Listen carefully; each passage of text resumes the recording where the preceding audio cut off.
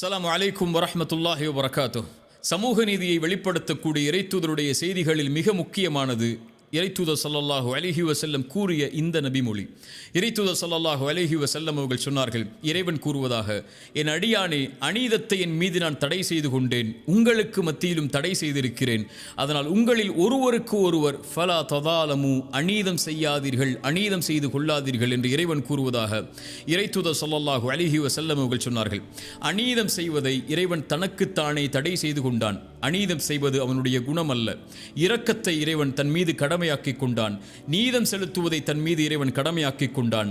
அநீதம் செய்வதை இறைவன் தனக்கு தடை செய்து கொண்டான். ஒமா ரப்புக பிதல்லாமில் லில் அபீத், இறைமறை சொல்லுகிறது, அடியார்களுக்கு ஒருபோதும் இறைவன் அநீதம் செய்ய மாட்டான். மீண்டும் சொல்கிறேன், அடியார்களுக்கு ஒருபோதும் இறைவன் அநீதம் செய்ய மாட்டான். இறைத்தூதர் ஸல்லல்லாஹு அலைஹி வஸல்லம் சொன்னார்கள், வானங்கள் பூமிகளில் உள்ள மனிதர்களுடைய செயல்களுக்கு ஏற்ப அவர்கள் செய்த பாவங்களுக்கு ஏற்ப தண்டனையை இறைவன் கொடுக்க நாடினால் வேதனையை தண்டனையைத்தான் இறைவன் கொடுப்பானே தவிர அநீதம் செய்வதில்லை. அதுபோலத்தான் வானங்கள் பூமிகளில் உள்ள மனிதர்கள் எல்லோர்களுக்கும் அவரவர்களின் நன்மைகளின் காரணமாக கூலியை கொடுக்க இறைவன் நாடினால் அவர்கள் செய்த செயலை விட சிறந்த முறையில் தான் அவர்களுக்கு இரக்கம் காட்டி கூலி கொடுப்பானே தவிர அநீதம் செய்ய மாட்டான் என்று இறைத்தூதர் ஸல்லல்லாஹு அலைஹி வஸல்லம் அவர்கள் சொன்னார்கள். இறைவன் தன் மீது அநீதத்தை தடை செய்து கொண்டான். அதை மக்களுக்கு மத்தியிலும் தடை செய்து கொண்டான். உங்களுக்கு ஒருவருக்கொருவர் அநீதம் செய்யாதீர்கள் என்ற அறிவுரையை இறைவன் தன்னுடைய இறைத்தூதரின் வாயிலாக எமக்கு தெளிவுபடுத்துகிறான். மனிதர்களில் பெரும்பான்மையான மக்கள் அநீதம் செய்யக்கூடியவர்களாகத்தான் தங்களை ஆக்கிக் கொள்கிறார்கள். படைப்புகளில் பலர் தன்னை படைத்த இறைவனுக்கு அநீதம் செய்கிறார்கள். இணை வைப்புதான், படைத்த இறைவனோடு ஒருவரை இணையாக்கி வணங்குதல் தான் இந்த உலகத்தில் இருக்கக்கூடிய அநீதத்தில் மிகப்பெரிய அநீதி. இன்ன ஷிர்க லதுல்முன் அதீம், இணை வைப்புதான் மகத்தான அநீதி. இறைத்தூதர் ஸல்லல்லாஹு அலைஹி வஸல்லம் முஆத் இப்னு ஜபலை அழைத்து கேட்டார்கள், முஆதே, படைப்புகள் படைத்தவனுக்கு செய்ய வேண்டிய கடமை என்ன தெரியுமா? படைத்தவனுக்கு செய்ய வேண்டிய கடமை முஆதே, அவனை வணங்குதல், அவனுக்கு ஒருவரையும் இணையாக்காமல் இருத்தல். முஆதே, படைப்புகள் இதை செய்தால் படைத்தவன் அந்த படைப்புகளுக்கு செய்ய வேண்டிய கடமை நீதி என்ன தெரியுமா? இறைவனை வணங்கி அவனை இணையாக்காமல் இருந்தால் அவனை ஒருபோதும் இறைவன் தண்டிக்க கூடாது, வேதனை செய்யக்கூடாது. முஆதே, அதுதான் இறைவன் அவர்களுக்கு காட்டக்கூடிய நீதி என்று இறைத்தூதர் ஸல்லல்லாஹு அலைஹி வஸல்லம் சொன்னார்கள். இந்த நீதிக்கு மாற்றமாக படைத்தவன் ஒருவன் இருக்க, உணவளிப்பவன் ஒருவன் இருக்க, அவனை படைத்து பரிபாலிப்பவன் ஒருவன் இருக்க, படைப்புகள் இன்னொருவரை இறைவன் என்று அழைப்பதுதான் அநீதத்தில் மிகப்பெரிய அநீதி என்பது இறைத்தூதருடைய வார்த்தையாகும். மனிதன் படைப்புகளுக்கு அநீதம் செய்கிறான். படைப்புகளில் பெற்றோர்களுக்கு மனிதன் அநீதம் செய்யக்கூடியவனாக இருக்கிறான். அவர்களுக்கு நடக்க வேண்டிய முறைக்கு மாற்றமாக நடந்து, மனைவி கணவனுக்கு, கணவன் மனைவிக்கு, பிள்ளைகள் பெற்றோர்களுக்கு, உறவுகளுக்கு, நண்பனுக்கு, அண்டை வீட்டாருக்கு, தன்னுடைய நெருக்கமானவர்களுக்கு, விலகி இருப்பவர்களுக்கு, பிரமதத்தார்களுக்கு, சகோதரர்களுக்கு என எல்லா தரப்பிலும் அநீதம் தான் இந்த உலகத்தில் மிகைத்திருப்பதை பார்க்க முடிகிறது. இறைத்தூதர் ஸல்லல்லாஹு அலைஹி வஸல்லம் ஒரு மனிதன் தனக்குத்தானே அநீதம் கூடாது என்றார்கள். இறைத்தூதரிடத்திலே பலர் வந்து முறையிட்டார்கள், இறைத்தூதரை ஒருவர் இரவு முழுக்க வணங்குகிறார், உறங்கவில்லை. ஒருவர் திருமணம் செய்யாமல் தன்னுடைய வாழ்க்கை முழுவதையும் வணக்க வழிபாட்டில் கழித்துக் கொண்டிருக்கிறார். ஒருவர் நோன்பை நோற்றுக் கொண்டு இருக்கிறார், பசித்து அவர் உணவை உண்ணாமல்.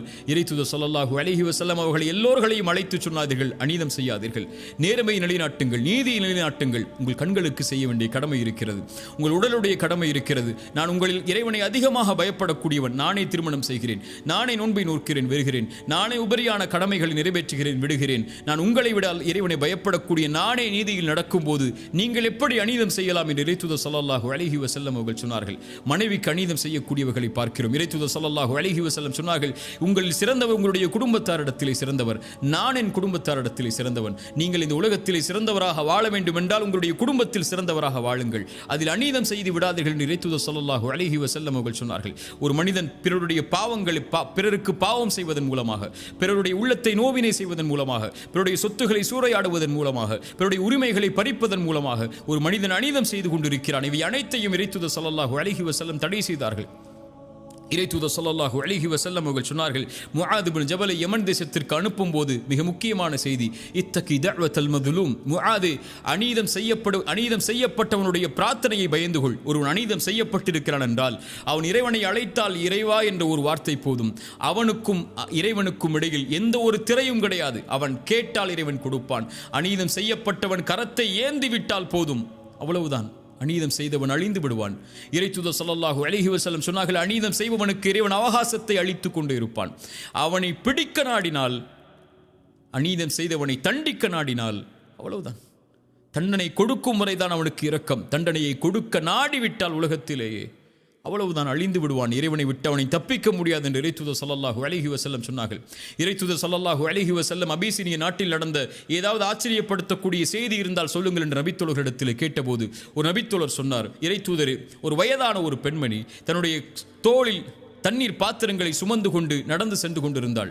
அப்போது அங்கிருந்த வாலிபர்கள் அந்த தண்ணீர் பாத்திரத்தை அந்த பெண்ணை இழிவுபடுத்துவதற்காக தட்டிவிட்டு அந்த பெண்ணையும் கீழே தள்ளிவிட்டார்கள். கால் வழிக்கு அந்த பெண் கீழே விழுந்தவள் எழுந்து ஒரு வார்த்தை சொன்னால், இறைத்தூதரே, அது எங்களை ஆச்சரியப்படுத்தியது. என்னை அநீதம் செய்தவனே, நாளை மறுமை என்ற ஒரு நாள் வரும், இறைவன் சிம்மாசனத்தை அமைப்பான். முதலாவவர் முதல் இறுதியான மனிதர் வரை எல்லோரைகளையும் ஒன்று கூட்டுவான். நாவுகள் சீலிடப்பட்டு கரங்கள் தோள்கள் பேசும்.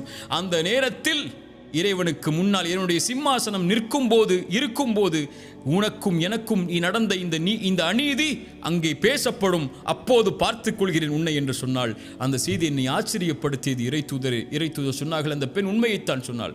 பலமில்லாத அந்த பெண் பலமுள்ள மக்கள் இருக்கும்போது இரக்கம் காட்டப்படாமல் இருக்கும்போது இறைவன் எப்படி அந்த சமூகத்திற்கு இரக்கம் காட்டுவான் என்று இறைத்தூதர் ஸல்லல்லாஹு அலைஹி வஸல்லம் நீதியின் குரலை சொன்னார்கள். இறைத்தூதர் ஸல்லல்லாஹு அலைஹி வஸல்லமுடைய வார்த்தைக்கு பல அறிஞர்கள் விளக்கம் சொன்னார்கள். இந்த பூமி முழுக்க நீதியால் நடக்கப்பட்டால், அது இறைமறுப்பாளர்கள் ஆட்சி செய்யப்பட்டால் கூட அந்த பூமி நடக்கும், அந்த பூமி இயங்கும். ஆனால் பூமி முழுக்க அநீதம் மேலோங்கிவிட்டால் அதை ஆட்சி செய்பவர்கள் இறைவனை நம்பிக்கை கொண்ட முஸ்லிம்களாக இருந்தாலும் இறைவன் ஒருபோதும் அந்த சமூகத்தை வழிநடத்த விடமாட்டான் என்று இறைத்தூதர் ஸல்லல்லாஹு அலைஹி வஸல்லமுடைய வார்த்தைக்கு விளக்கமாக பல அறிஞர்கள் சொன்னார்கள். இறைத்தூதர் ஸல்லல்லாஹு அலைஹி வஸல்லம் சொன்னார்கள், அநீதத்தை பயந்து கொள்ளுங்கள், அதுதான் மறுமையில் இருக்கக்கூடிய இருள்களில் மிக மிக அதிகமான இருளாகும் என்று இறைத்தூதர் ஸல்லல்லாஹு அலைஹி வஸல்லம் அவர்கள் சொன்னார்கள். இறைத்தூதர் ஸல்லல்லாஹு அலைஹி வஸல்லம் சொன்னார்கள், இந்த பூமியில் இருக்கக்கூடிய சில பாவங்களுக்கு தண்டனையை இறைவன் விரைவாக முற்படுத்துவான், அதை விரைவாக கொடுக்க வேண்டும் என்று இறைவன் நாடுவான்.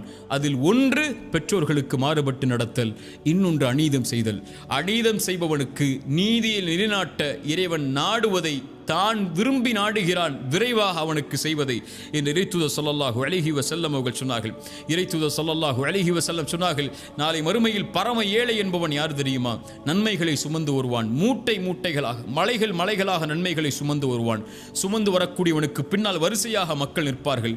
அது ஒருவனுடைய குறையை பற்றி பேசியிருப்பான், ஒரு உரிமையை பறித்திருப்பான், செல்வத்தை சூறையாடி இருப்பான், மனதை காயப்படுத்தி இருப்பான், இப்படி மனிதர்களுக்கு அநீதம் செய்து இருப்பான். அந்த நீதியை நிலைநாட்டுவதற்காக அநீதம் செய்தவனுடைய நன்மைகளை எடுத்து செய்யப்பட்டவர்களுக்கு இறைவன் வழங்குவான்.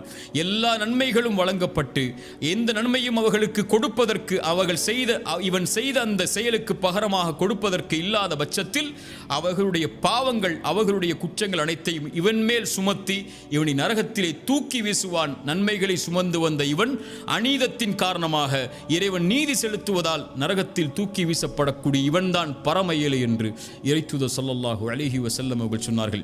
ஒருவன் அழைத்தால் அந்த அழைப்பிற்கு இறைவன் பதில் கொடுப்பான் என்றால் அது அநீதம் செய்யப்பட்டவன் அழைத்தால் அந்த அழைப்பிற்கு தான் என்று இறைத்தூதர் ஸல்லல்லாஹு அலைஹி வஸல்லம் அவர்கள் சொன்னார்கள். அல்லாஹ்வுடைய தூதர் ஸல்லல்லாஹு அலைஹி வஸல்லம் தங்களுடைய பிரார்த்தனையில் ஒன்றை இணைப்பார்கள், யா அல்லாஹ், அநீதம் நான் செய்வதிலிருந்தும் எனக்கு அநீதம் செய்யப்படுவதிலிருந்தும் என்னை பாதுகாத்து விடு என்று இறைத்தூதர் ஸல்லல்லாஹு அலைஹி வஸல்லம் சொல்லுவார்கள். நீதிக்கு மாற்றமாக நடத்தல் தான் அநீதம். எந்த ஒரு உரிமை ஒருவருக்கு கொடுக்கப்பட வேண்டுமோ அந்த உரிமைக்கு மாற்றமான ஒரு செயலை செய்தல் தான் அநீதம். இந்த அநீதத்தை இறைவன் தடை செய்து விட்டான். இறைத்தூதர் ஸல்லல்லாஹு அலைஹி வஸல்லம் அதனால் தான் சொன்னார்கள், இறைவன் கூறுவதாக, என் அடியார்களே, அன்போடு அழைத்து சொல்கிறான், என் அடியார்களே கேட்டுக்கொள்ளுங்கள், அநீதத்தை நான் என் மீது தடை செய்து கொண்டேன், உங்களுக்கு மத்தியிலும் தடை செய்திருக்கிறேன். ஃபலா ததாலமு, உங்களில் ஒருவருக்கு ஒருவர் ஒருபோதும் அநீதம் செய்யாதீர்கள். இறைவன் உங்களுக்கு அநீதம் செய்வதில்லை. ஆனால் நீங்கள் படைப்புகள் உங்களுக்கு எந்த உரிமையும் அநீதம் செய்வதற்கு இல்லாத பட்சத்தில் உங்கள் பெற்றோர்களுக்கு, உங்கள் உறவுகளுக்கு, உங்களுடைய கணவனுக்கு, உங்களுடைய மனைவிக்கு, பிள்ளைகளுக்கு, நண்பர்களுக்கு, உறவுகளுக்கு, அண்டை வீட்டாருக்கு, தெரிந்தவருக்கு, தெரியாதவருக்கு, உங்கள் மதத்தை சார்ந்து வாழ்பவருக்கு, உங்களை மதத்தை சார்ந்து வாழாத எவருக்கும் ஒரு கடுகளவு கூட அநீதம் செய்து விடாதீர்கள். இறைவன் எந்த செயலையும் பொறுத்து கொள்வான். ஒரு மனிதனுடைய செயலில், அவனுடைய நன்மைகளில், அவன் செய்யக்கூடிய பாவங்களில் அநீதம் கலந்து விட்டால் எல்லாம் அழிக்கப்பட்டுவிடும். அநீதம் செய்யப்பட்டவன், நான் ஒருவனுக்கு அநீதம் செய்தவன் எனக்கு எதிராக ஒரு பிரார்த்தனையை செய்து விட்டால் அவ்வளவுதான், வாழ்ந்த வாழ்க்கை முழுக்க வீணாகும். இறைத்தூதர் ஸல்லல்லாஹு அலைஹி வஸல்லம் கூறிய இந்த செய்தியை பாடமாக படிப்பனையாக பெற்றுக்கொள்வோம். அடுத்த சமூக நீதியுடைய செய்தியோடு அடுத்த அமர்வில் சந்திப்போம். ஜஸாக்குமுல்லாஹு கைரன். அகூலு கௌலி ஹாதா அஸ்தக்ஃபிருல்லாஹ லீ வலக்கும். அஸ்ஸலாமு அலைக்கும் வரஹ்மத்துல்லாஹி வபரகாத்துஹு.